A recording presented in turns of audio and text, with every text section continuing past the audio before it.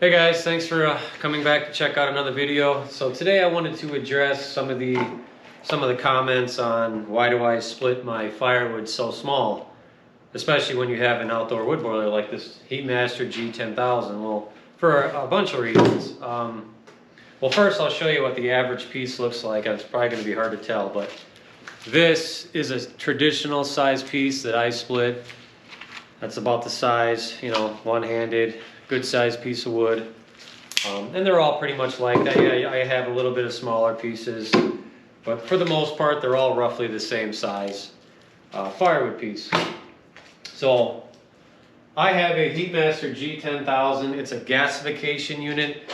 It's not the traditional, you know, what barrel in a barrel type old school boiler. Yes, they still make them. They're great. Those are great units too, where those can take, you know, bigger pieces, however long you want, whatever.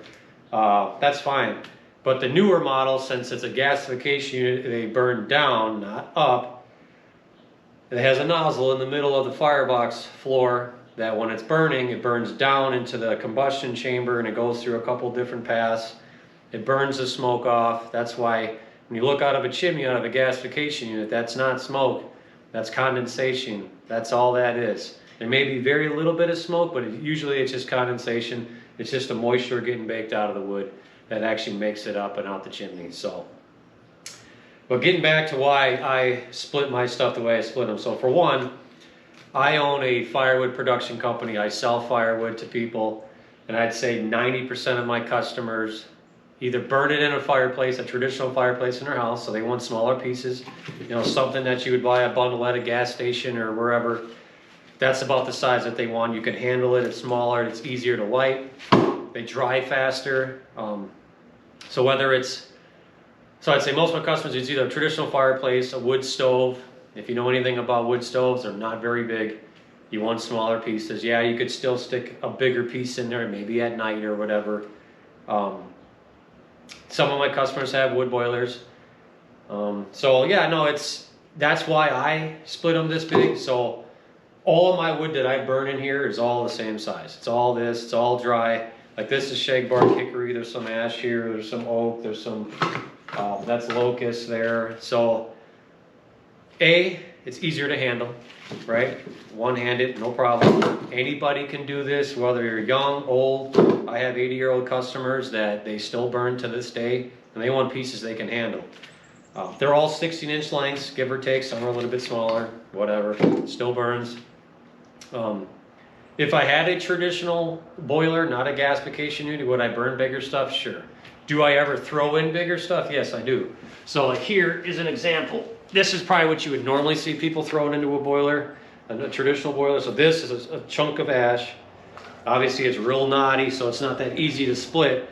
So I will throw that in occasionally on top of this, and it'll get down to the bottom. It'll start to burn. It will burn a hell of a lot longer. But I don't care if you split that like to this and you let it sit a year, there's going to be still moisture in the middle of that, like a good amount of moisture. Will it burn? Yes. Are you wasting BTUs by burning that? Yes, you are, because you have to cook or bake the moisture out of the wood to be able to get it to burn. So it's kind of a catch-22. So that is why I split everything to this size. Not only that, this boiler, the Heatmaster G10000, it prefers really dry wood. It burns better. It's less buildup of creosote. Anywhere else, you don't. Yes, this box is a creosote factory. It's not a traditional boiler where the firebox has just got a raging inferno. That's not the case here. All the heat gets generated through the heat exchange tubes that go up the back to the water jacket. You may get a little heat transfer in the box, but 90% of it's probably in the where they call them the turbulators, where the heat jacket is. So in the drier the wood, the less mess, the more heat, the less the stove runs.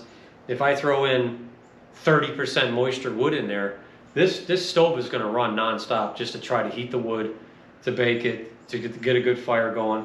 And then you're making the machine run so much, and I don't want that. I want it to be as efficient as possible. I want it to burn, get the heat to the house or the garages, whatever that may be. And not only that, these weren't cheap. So I need this thing to last, you know, hopefully as long as I'm alive or whatever. And unless 10 years from now they come out with something way more efficient than this, I may upgrade, I don't know. But for now, this has done everything that I could ask for. There's very little issues with it. It's kind of a learning curve, just like anything else is on the planet. But I love it. I mean, I go away on vacation to go snowmobiling or whatever I do, or I'm gone all day cutting trees. My wife can come out here if I didn't do it in the morning. Throw this much wood in there. This is probably how much I would burn in 24 hours. That's to heat a 3,000 square foot house and about 3,500 square foot pole barn. That's decently, you know, insulated. So we're talking almost 7,000 square feet, and this is for the day. So some people may say that's a lot of wood.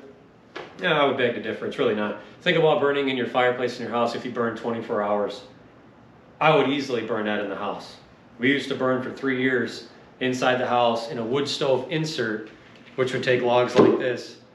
Yeah, it says you can get, you know, 8 to 9 hour burn time. Well, that may be true, but the fire would be out. So, you know, you're putting in 3 or 4 of these every 3-4 hours, especially when it's cold out. You know, and it doesn't heat the house evenly, whatever. But it would heat our whole house. So instead of that, now I got this, and this does a hell of a lot more. And it heats my driveway for the snow melt, which you guys may have seen. So that is why I split my stuff this size. It's really not small. A lot of people say, like, why is it so small? It's really not. Well, let me tell you, this is dry. So that is why I split this size. My customers all burn similar to a fireplace or whatever. And not only that, splitting it this size, it's going to dry way faster than something 3 times the size. Will those other pieces burn longer? Sure. But these units need to be smaller. They burn better. Not only that, you get way better coals off of small splits like this. If anybody knows anything about a wood boiler or even a fireplace in your house, you need that coal bed. So all you got to do is throw in a new piece of wood and then it burns. Versus a big piece of wood, I mean, look at a campfire. If you throw a huge chunk of wood in there, it probably may take 2 days to burn, right? But you get 0 coals out of it, and it smolders and you get smoke. That is not the goal here. The goal here is less is more. Let's throw in less, get good heat out of it, and that's it. So this is what works for me. I'm not saying it's the end-all, be-all, but this is what works for me. So I'm sure other people with gasification units do something differently. I load it sideways, where the nozzle runs like this. I know people throw wood in like this and it works for them. This is how I do it. It just works for me. So, but going forward, this is why I split my stuff so small. All my wood is not just for this. So I have a whole wood yard with hundreds of cords of wood that I sell to people. And it's always for a fireplace of some sort. I have a couple customers that have a traditional boiler, and they still prefer this. Everybody can pick up this piece of wood. It doesn't, I mean, some people can't, but I can literally open the door and load it, no problem. I'm not having to chuck a big piece of wood in there and so on. So if I had a traditional boiler, yeah, I'd probably burn this stuff all day long. Like I said, occasionally I throw it in there, so that is why I burn what I burn in this Heatmaster. And I'm pretty sure Heatmaster as a company prefers you burn stuff like this. I just think you're going to have less problems while burning. You're going to get, like I said, a better coal bed, a better evenly burn. Machine's going to run less. So for a Heatmaster, I don't know how about the other brands work. That's what they require. So,